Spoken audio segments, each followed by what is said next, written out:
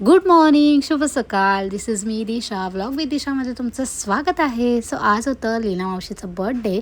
So तिचं birthday celebration करायला आम्ही सगळेजण गेलो होतो. आणि हे जे डेकोरेशन आहे ते ह्या सगळ्या लोकांनी रात्रीच केलं होतं आणि बड्डे गर्लला बिलकुल आयडिया नव्हती आणि ते हे सगळं बघून खूप हॅप्पी झाली होती.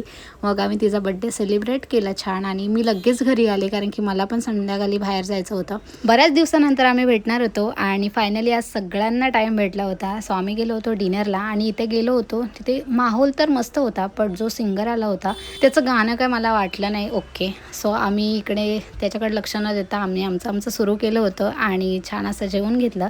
घरी यायला निघालो होतो तेवढ्यात त्यांचा जो सोशल मीडिया हँडल करणारा होता त्याला जेवणाचे रिव्ह्यूज हवे होते.